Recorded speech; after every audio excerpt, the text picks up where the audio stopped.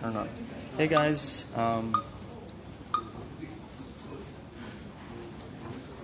Hey guys. So here we are again at WION.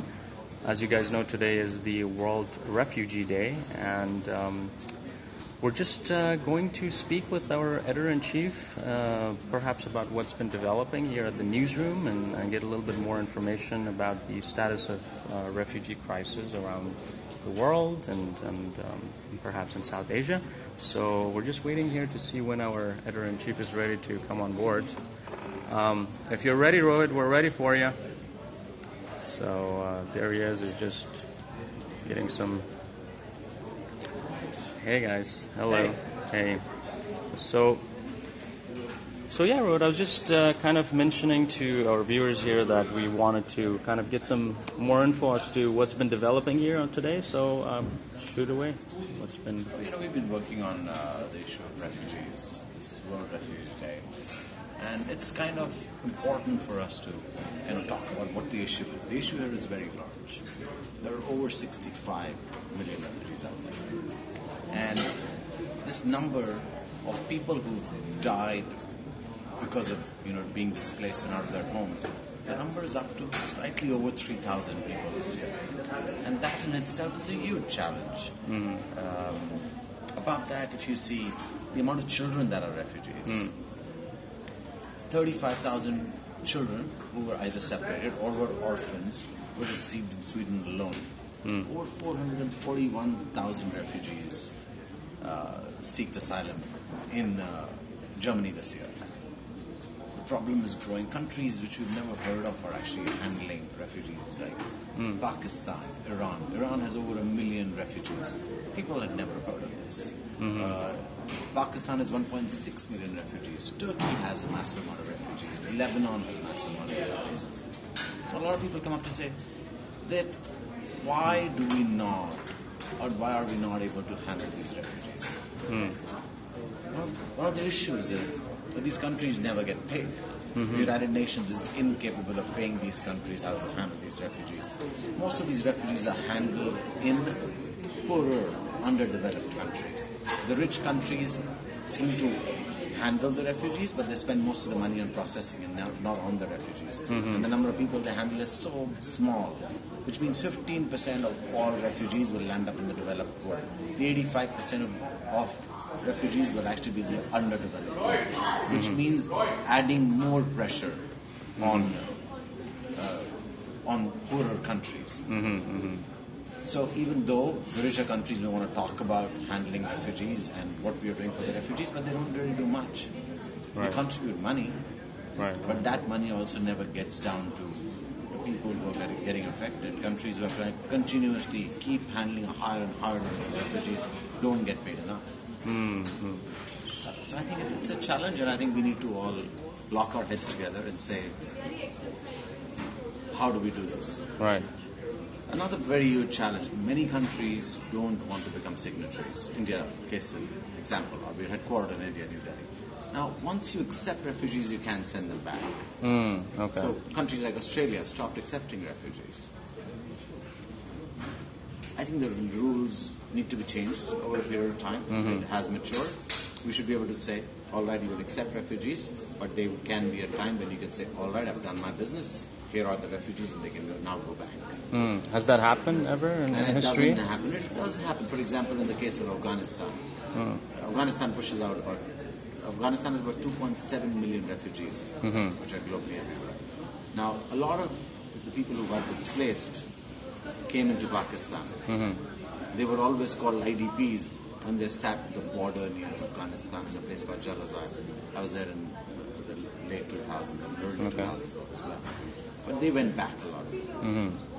But there are some refugees which have been refugees for 60, 70 years now. They've all sit in displaced camps and are not able to get to places they had to or have a settled life. So I think we're reaching that point where we do need to rehash the policies in some ways, need to rewrite those policies, and they need to be effective. And the money has to be put in by the countries which have the money to put in, and not put more pressure on the poorer countries. Interesting. Right. So in cases such as South Asia, like you mentioned Pakistan, there's many countries that don't even provide perhaps these basic necessities for a human to live, for example, right? How are the situations from learnings of these refugees? What sort of situations do they live in? You know, what challenges do they have to face on a day-to-day basis? It's abject poverty. And you know, you're seeing, but even though countries themselves are so poor, they can't provide for their own citizens. Right. They're incapable of providing to somebody who just lands up and says, okay, I'm a refugee. They say, all right, join the rest, because there are so many others who are in the same situation. For example, children are having to suffer a lot more. If you see in Syria, the Syrian kids that are landing up in Lebanon, there are a lot of reports of them being told that you're going to be used as sex workers. In Afghanistan, the internally displaced young boys are being used as sex workers and as suicide bombers. So the ability of young children getting abused because they are in a place where they don't have a parent anymore, the parents are being killed, or they have no place to go. It's massive. So we, as humanity, have an onus to make sure that we're able to protect these children. And it doesn't seem to be happening. Right.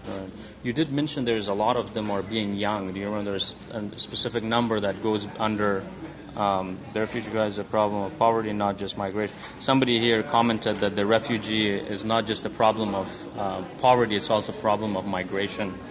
Someone commented. You may want to look at it and say that refugees are, because of migration. Some of them may be, but I think a massive amount of people don't leave their home and get into just boats and land up on shores.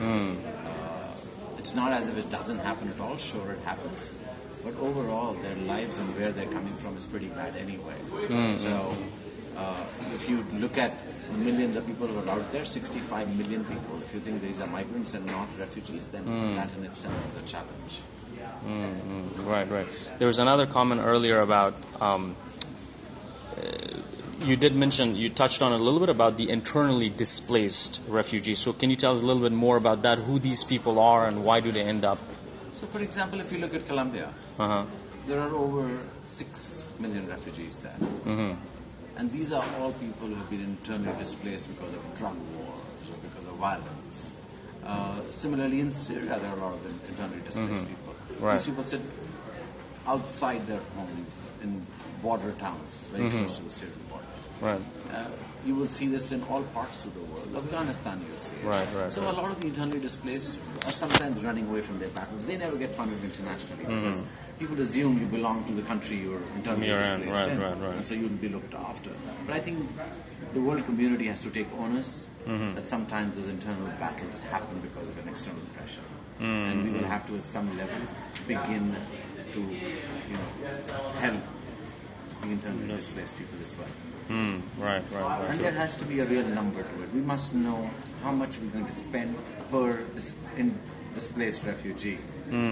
How much money and how is that money going to be put together? If the United Nations is going to be not being able to manage that, then they should give up the mandate of doing it. Right. So is currently United Nations... UNHCR is supposed to manage this. But there are lots of Somali refugees here in India, and they've reached out to us and they've said, we are not capable of these guys, we keep going in circles, we go back to these offices, some of these UNHCR officials are corrupt, and they charge them money to get them documentation. And so I've heard these stories, all my life. They're in very small numbers, they get paid very highly, they travel in great vehicles, but providing the refugees with the basics, sometimes they're incapable. Right. Somebody asked, thanks, Nikhil, I think that was you, mentioned that this is a major issue, and I'm glad we're talking about it. Somebody asked, how do regular people could help refugees? Really, reach out if you see that there are people in your communities. You could always go by the route of UNHCR. But I don't think the money is going to go that far, because a lot of these big international organizations end up spending money more on procedures than themselves rather than the refugees themselves. So if you know there are refugees living in your city, as long as you can form a consortium and get together and see that you make sure that these refugees do well. Some of the refugees just want to go back home and they can't exit the countries they land up in. because Right. there is no process. And UNHCR sometimes benefits by keeping them there because they can now keep saying that we have so many refugees here. Right. So we have to have systems in place, and maybe you can be instrumental in making sure that these refugees can go home. Okay. Other than monetarily, I guess, what other aspects is somebody was asking? What other aspects of other than money? No worries. You okay? You need some water? No. Other than monetarily, could they kind of reach out? There are non-profit organizations, I'm assuming, Yeah, I'm sure there are that lots help. of non-profit Yeah, organizations. so that that's help one way. refugees. I wouldn't like to promote one or the other. Yeah, but there There's a are. tremendous amount of Okay. organizations that look after refugees. Yeah. So it looks like people want to help. And that's log on great. to our website, wionews.com. There you'll find a lot of information going on to the website Yeah. as we go through the day. And we did a story just recently, right, on the... We recently looked at Rohingyas who live in different parts of the world. There are about 35,000 of them living in India right now. So Right. come take a look and check Right. out what their state is, and it's really, really sad. Yeah. Yeah. That's somebody asked war. How does war have to do? How much war does have to do with this? Conflict has direct relationship. Nobody leaves their home until their lives are threatened, and most refugees leave their home because they feel they're under risk. We've seen millions of refugees exit their homes in Syria and in Iraq. Nice. And I think our commitment needs to be very high in making sure we can provide these people. Cool. Right? Well, thank you, Rohit. We're gonna take them around, show them a little clip of the documentary we did, and so stay with us as we explore this further. Thanks, Thanks. Rohit. Let's guys go over to the thing and show them. Can you pull up the link to our documentary, please? Okay, so we're on. So let's show you guys. Hey, welcome, Katia. Sorry I haven't been shouting out to people logging in, and we had some good viewers. Thank you guys. So we're gonna show you the we made the bit.ly link, but this is also the title in case you need to look it up. It is right here for you guys. So we just did a little documentary, and does it keep on ending? For those of you kind of following us on Facebook, apologies because it seems to be going in and out. But stay with us as we try to explore this further. And the Facebook does not seem to work properly as of right now, but it will. So stay with us, guys, and we will. Amazing shot there. We will explore this story further on our platform, and this is just a clip we'll show you of the documentary we did on refugees here in Delhi. Is there an audio? Where's the audio?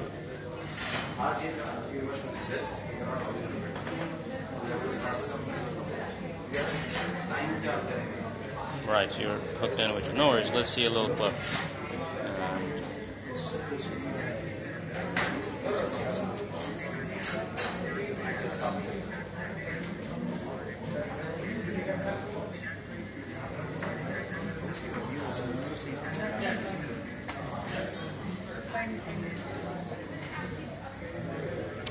The documentary kind of explores initially the issues that women face as refugee women.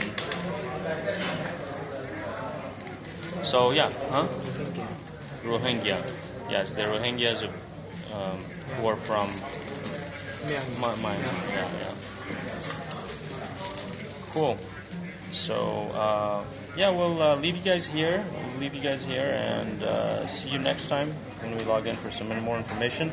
We'll put up a link right now on our Twitter for seeing the video in full. Thanks for logging in. We'll chat to you guys later. And if you have any questions, please feel free to shoot them out on our Twitter page from this point on. Thanks for logging in and watching. Bye.